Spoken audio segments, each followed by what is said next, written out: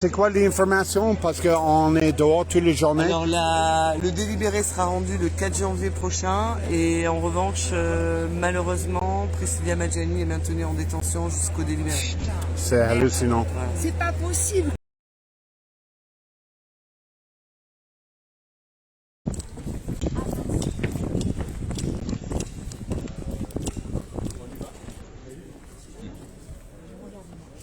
Aujourd'hui, qu'est-ce que vous attendez de cette nouvelle audience? Vous allez plaider...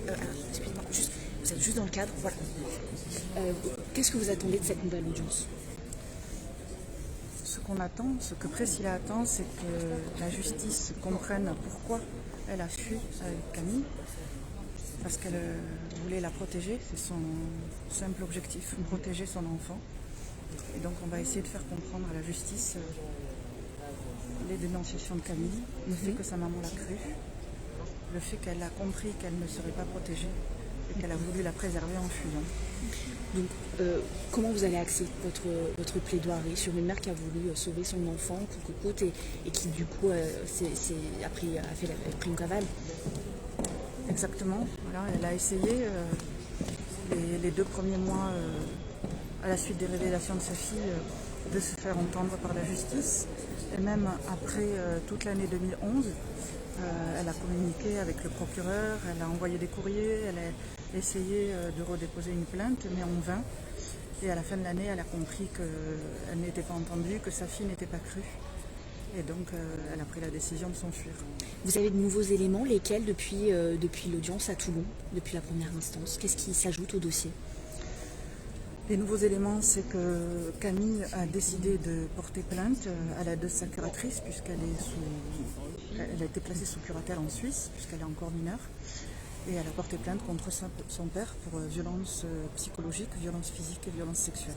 Qu'est-ce qui a déclenché ce dépôt de plainte? Pourquoi aujourd'hui? Elle veut qu'on la croie. C'est elle, c'est son initiative. Je ne suis pas en contact avec Camille, donc je vous rapporte uniquement ce que j'ai pu lire dans la plainte. Aujourd'hui, il y a des personnes qui vont témoigner à la barre. Qui et pour dire quoi? Pour témoigner sur quoi? Aujourd'hui, ils vont témoigner une fille de M. Chauvet, de son premier mariage, et sa première épouse. Ils n'ont pas été entendus par leur témoignage écrit en première instance. Ils sont donc venus témoigner à la barre de la cour d'appel pour entendre ce qu'ils avaient à dire sur la personnalité de M. Chauvet et la vie qu'ils avaient eue auprès de leur père. C'était un homme violent? Qu'est-ce qui ressort de ces témoignages, de ces femmes qui ont vécu avec lui? C'était un père tyrannique, violent psychologiquement envers ses enfants-là et son épouse. Et les attestations font froid dans le dos. C'est-à-dire, il y a un coup de couteau, c'est ça? Alors entre autres, une des enfants a reçu un coup de couteau dans la cuisse de la part de son père, mais elle a été obligée de mentir en allant aux urgences parce qu'elles sont dans la crainte de ce père, dans la peur extrême de ce père. Aujourd'hui encore, elle le témoigne. Un père qui aujourd'hui ne voit plus sa fille d'ailleurs, Camille, et qui dit qu'elle est aliénée, qu'on lui a retourné le cerveau. Et vous avez aussi des éléments, des témoignages pour casser ce postulat. En effet, 2 personnes qui suivent Camille en Suisse, notamment sa pédopsychiatre qui la suit depuis plusieurs années, qui est venue pareil témoigner puisque son témoignage écrit n'a pas été non plus pris en compte en première instance. Et donc elle est venue éclairer la cour sur Camille au niveau des consultations qu'elle a pu avoir avec elle. Il y a également la directrice de Camille de son collège qui l'a vue pendant plusieurs années et qui elle va venir témoigner non pas des faits mais de Camille telle qu'elle est aujourd'hui, une adolescente tout à fait normale, scolarisée, brillante. Elle a sauté une classe, elle passe son bac cette année, elle a des activités extrascolaires, elle a une vie sociale bien remplie. Et en fait, elle est à l'opposé de ce qu'ont pu décrire M. Chauvet lors de la première instance, en disant que c'était une jeune fille qui était foutue, pour citer ces mots, et qui avait été complètement sous emprise pendant 11 ans. Or, en entendant ces 2 témoignages, on se rend compte qu'elle a été plutôt préservée et que sa mère a tout fait pour que ce soit une adolescente aujourd'hui comme elle est, c'est-à-dire normale, et surtout tout fait pour la protéger. Sa mère, justement, donc il y a eu mandat de dépôt. Aujourd'hui, elle va arriver escortée. Vous espérez peut-être que dès ce soir, elle puisse repartir libre ou dans les jours prochains? C'est tout à fait ce Vous qu'on visez va la demander. liberté, ouais. On va demander la relaxe pour Madame Majani. Total. La relaxe totale. Sur la plainte qu'a déposée Camille, est-ce qu'il y a un motif de prescription? Pas du tout, au vu des faits qui sont... Qui sont anciens? Non. Ouais. Aujourd'hui, c'est pas prescrit puisque Camille Oui. n'est même pas majeure. Or, les délais de prescription commencent à courir à la majorité. Donc ça peut faire pencher la balance aussi. Alors, Camille n'est pas partie civile, mais ça peut expliquer notamment que Madame Majani ne mentait pas en rapportant les propos de sa fille, qu'elle ne la manipulait pas et qu'elle ne faisait que rapporter des propos graves que Camille dénonçait. Pour parler de votre cliente, elle est dans quel état d'esprit aujourd'hui? Elle est sereine. Elle croit en la justice. Aujourd'hui, donc, vous allez plaider la relaxe totale, hein, c'est l'objectif de cette nouvelle loi. Tout à fait, on plaide la relaxe sur l'intégralité des chefs de prévention qui sont reprochés à Priscilla Madjani, puisqu'il est reproché la dénonciation calomnieuse et mensongère, alors le fait d'avoir soi-disant porté des fausses accusations contre le père de sa fille, et également la non-représentation et la soustraction de mineurs.